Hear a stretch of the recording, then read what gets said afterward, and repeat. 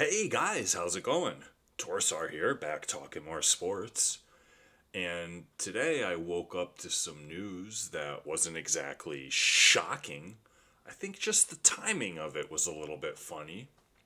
So, as many of you already know, the Raiders not only fired their head coach Josh McDaniels, but they also fired their GM Dave Ziegler.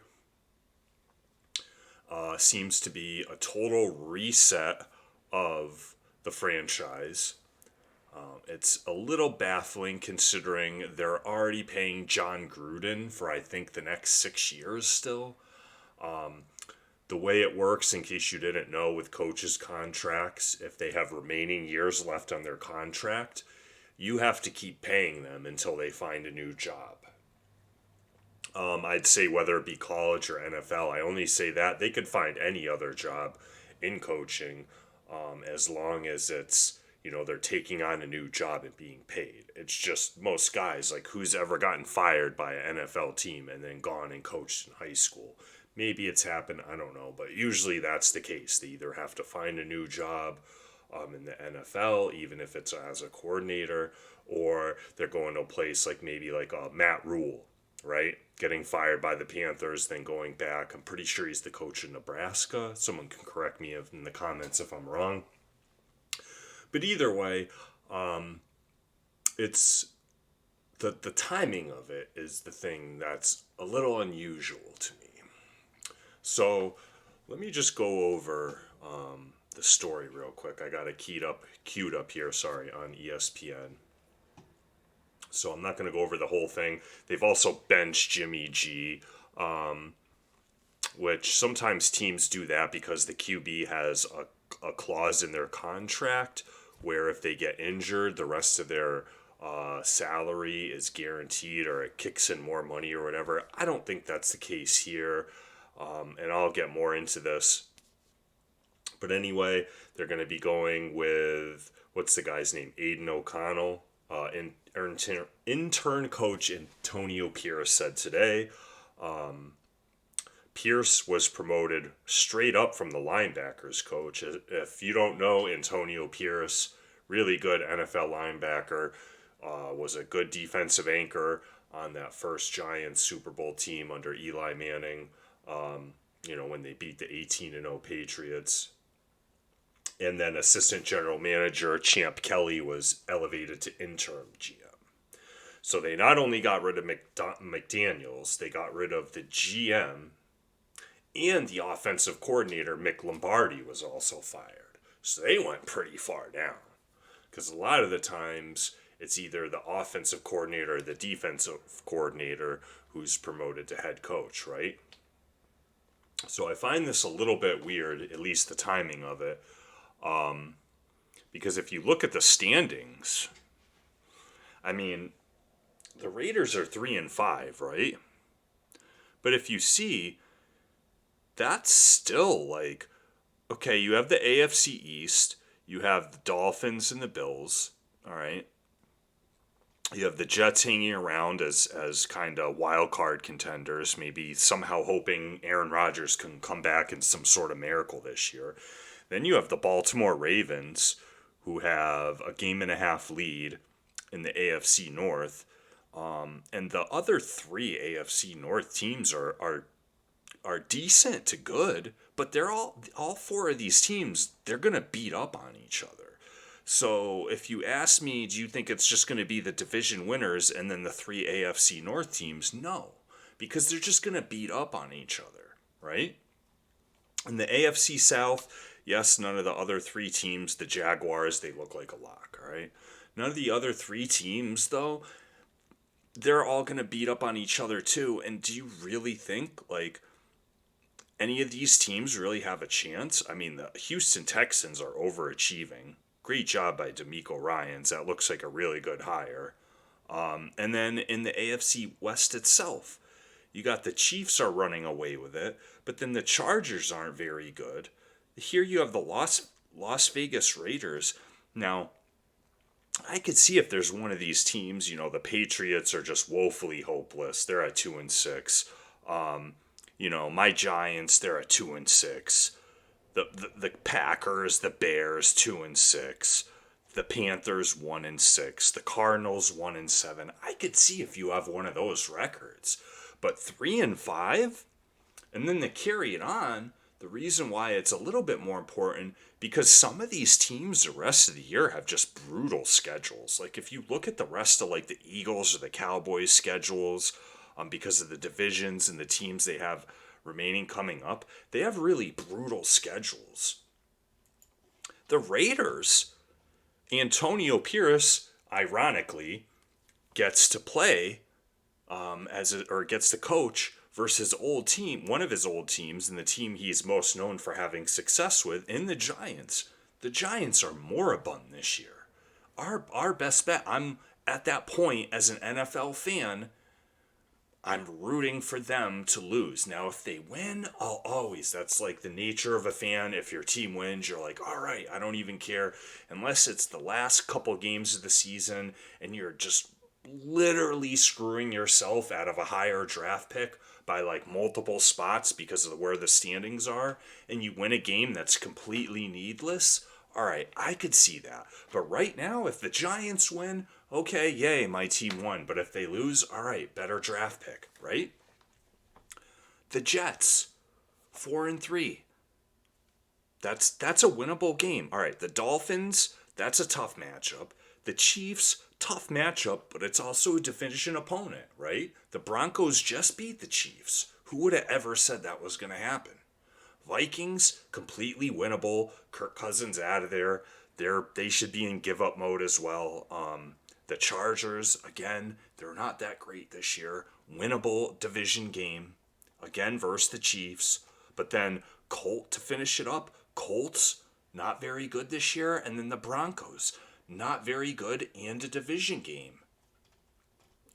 You're telling me that at 3-5, you're just going to completely give up on your season by just cleaning house with this? Most teams would kill for this remaining schedule. All right? Now, the reason why I bring up why this is kind of unusual timing, this was a Monday night game, right? If you knew you were going to do this, why did we not hear about this yesterday? What we did hear yesterday was all these shows, all these sports talk shows, talking about whether Josh McDaniels should be fired, how bad Jimmy G has been, how bad this offense has been, considering Josh McDaniels is an offensive coordinator up jump to a coach. And we see a lot of the typical whinging about people from certain communities, whether right or wrong, not getting opportunities. You look at what Eric Bieniemy is doing this year with the Washington Redskins and how good Sam Howell's looking. And as much as you might want to be in denial about it and say, is there really anything like that? It's 2023. Are people still really being denied opportunities because of this? Why does Josh McDaniels keep getting jobs? And you hate to even hear this. You just want to think, like, the NFL is famously known as maybe one of America's last meritocracies, where it's pretty much supposed to be the best man gets the job. Well, why is that not happening? So you see, it's particularly on Undisputed, and I'm sure it was going on every other sports show that morning, Tuesday morning after the game. Should Josh McDaniels be fired? Devontae Adams is unhappy. Jimmy G looks horrible. He looks so much better under Kyle Shanahan in the 49ers, right? They should go after Coach Prime. Draft Shedeur Sanders. Now, I think sometimes it may be people's inclination to look at these NFL owners as like almost like at a deity like type level where they're just like so outside of human influence. No, Mark Davis is a human being. You don't think he's watching these shows? They even brought it up today on Undisputed. Like, were we partly responsible for this? Because the day after all that talk, with the actions they took, it almost seems like they're directly responding to the criticism brought on all these shows. 3-5. You have to play the Giants. One of the few actually bad teams this year in the NFL. There are this year a handful of bad teams, a bunch of okay to decent teams, and then a couple of good teams. Right? And at 3-5, facing a really bad team the next week, this is the week you decide to do that? Especially considering the trade deadline was the day before. Wouldn't it have been better if you're going to blow the team up like that to also then trade Devontae Adams?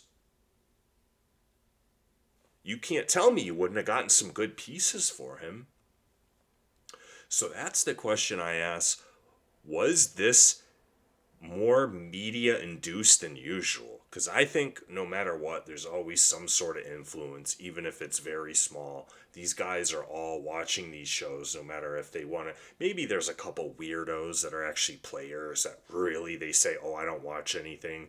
I can believe that some of these guys, that's just the way they live. But these owners, these executives, they're watching some of these shows.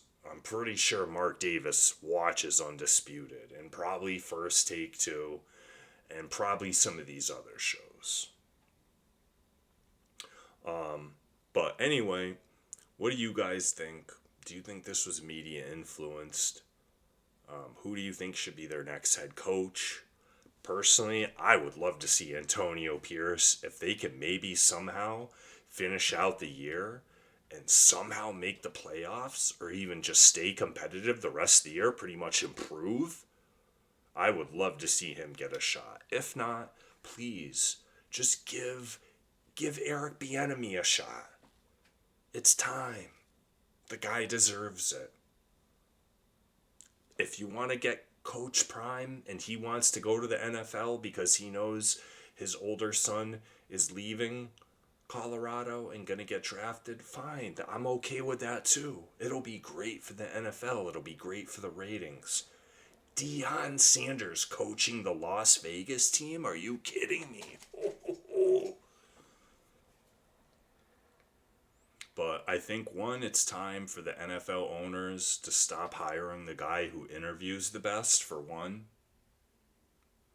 And two, stop letting the media influence this. I think it's plain as day. I think this was extremely media influenced. Do you agree? Do you disagree? Let me know in the comments. If you got this far, you're awesome. Till the next one, guys, stay healthy. Peace.